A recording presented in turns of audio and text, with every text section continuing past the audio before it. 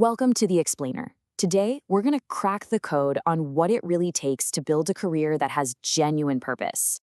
And we're going to do it by taking a deep dive into one person's professional journey, really breaking it down to find a blueprint you can actually use for yourself.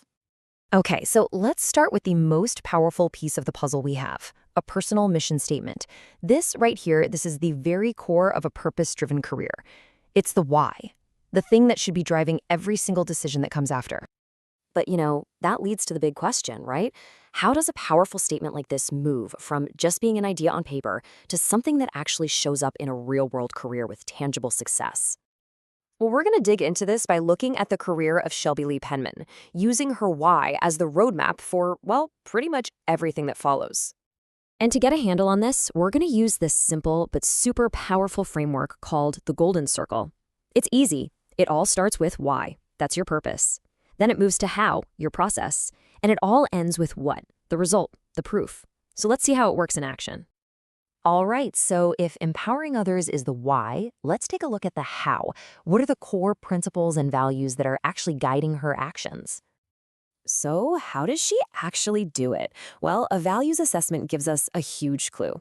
It reveals three things that are totally non-negotiable: integrity, intelligence, and family.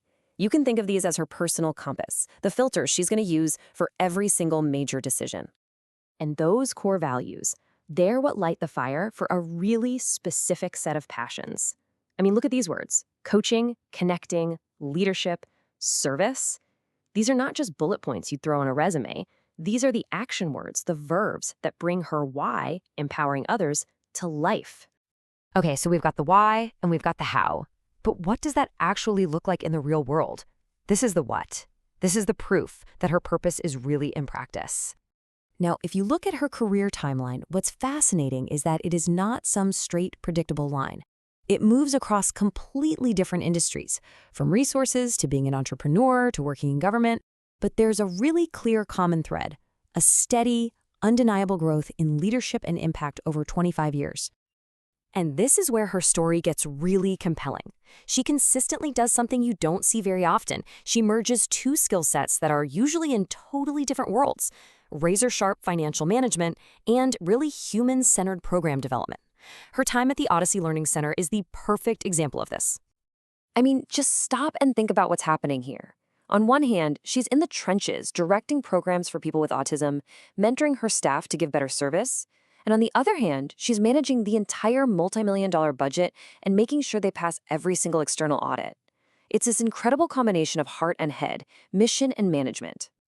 And that budget we mentioned, I mean, what kind of scale are we even talking about here? She was entrusted with $6 million. That number isn't just about being good with spreadsheets. It represents a profound level of trust in her ability to effectively serve a really vulnerable community. So this intense focus on empowering others leads her right to where she is now, in a government role at CalHR, which is California's Human Resources Department. In this job, she is literally building the career pathways and the frameworks to help other public servants find their own success. It's her personal why, just scaled up to the state level. But here's the thing about a real why. It doesn't just clock out at 5 o'clock. It creates this ripple effect that spreads way beyond the office into every single part of your life. And man, you can really see that ripple effect when you look at her incredible history of community leadership. I mean, whether she's serving as board president for school groups or sitting on advisory committees for the whole school district, the pattern is just undeniable. Her why is in action absolutely everywhere. Okay, so all of this brings us to the big takeaway, right? What can we all learn from this? And how can a story like this help you start to define your own path? Her own words give us a really powerful piece of advice here. It's all about finding a way to connect who you are with what you do. It's about seeing the value in your entire life experience and then bringing all of that with you into your professional world. So we've basically deconstructed the anatomy of one purpose-driven career, all the way from the core why to the real-world what. And really, that only leaves one question for you. What's the mission that drives you?